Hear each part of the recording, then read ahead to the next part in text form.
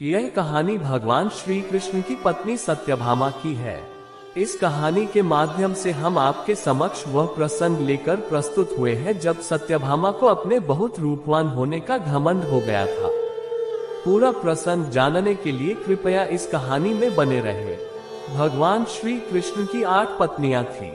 उनका नाम था रुक्मणी, जाम्बवंती, सत्यभामा, कालिंदी, मित्रबिंदा, सत्या, भद्रा और लक्ष्मणा। सत्यभामा भगवान श्री कृष्ण की सबसे सुंदर पत्नी थी।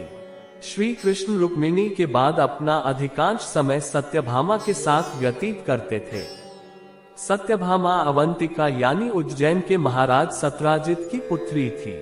एक समय की बात है, भगवान श्री कृष्ण अपनी नगरी द्वारका में रानी सत्यभामा के साथ सिंहासन पर बैठे हुए थे।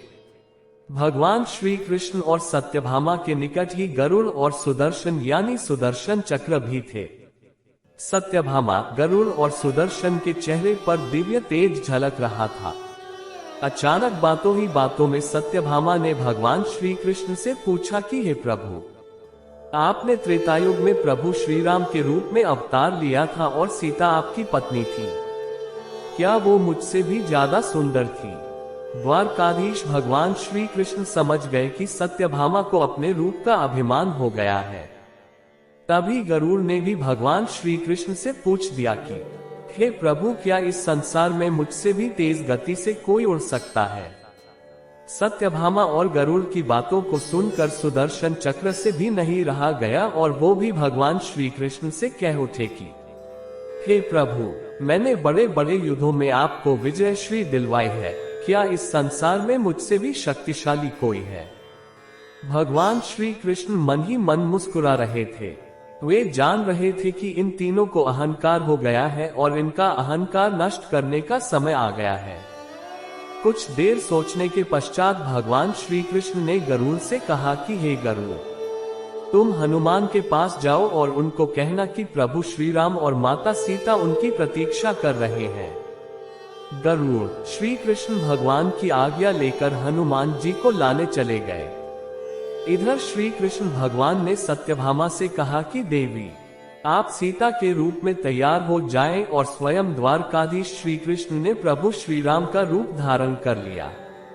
उसके पश्चात भगवान श्री कृष्ण ने सुदर्शन चक्र को आज्ञा देते हुए कहा कि तुम महल के प्रवेश द्वार पर पहरा दो और ध्यान रहे कि मेरी आज्ञा के बिना महल में कोई प्रवेश न करे।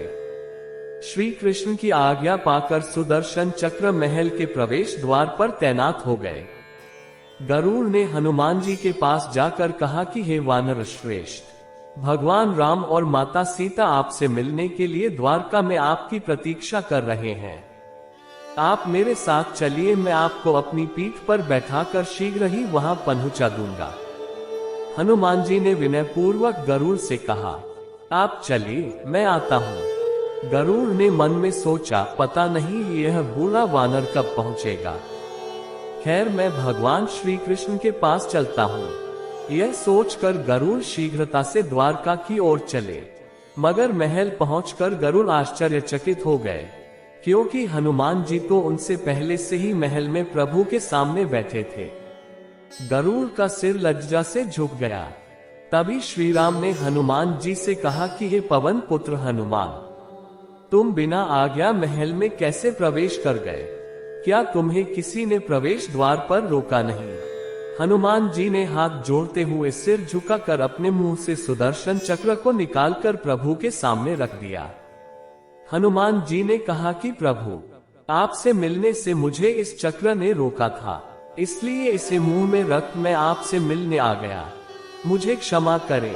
भगवान मन ही मन मुस्कुराने लगे। हनुमान जी ने हाथ जोड़ते हुए श्री राम से प्रश्न किया, हे प्रभु, आज आपने माता सीता के स्थान पर किस दासी को इतना सम्मान दे दिया कि वह आपके साथ सिंहासन पर विराजमान है? अब रानी सत्यभामा का अहंकार भंग होने की बारी थी। उन्हें सुंदरता का अहंकार था, जो हनुमान जी की बात सुनकर पल भर में चूर हो गया। रानी सत्यभामा, सुदर्शन चक्र व गरुड़ जी तीनों का अहंकार चूर चूर हो गया था। वे श्री कृष्ण भगवान की लीला समझ गए थे। तीनों की आंखों से आंसू बहने लगे और वे भगवान श्री कृष्ण के चरणों में झुक गए। इस प्रकार भगवान श्री कृष्ण ने अपने भक्तों के अहंकार को दूर किया। अतः जीवन में कभी भी किसी को अहंकार नहीं करना चाहिए। अहंकार ग्रसित इंसान की बुद्धि नष्ट हो जाती है, उसे अच्छे बुरे में भेद करना नहीं आता। जब बुद्धि ही नष्ट हो जाएगी तो पतन निश्चित है।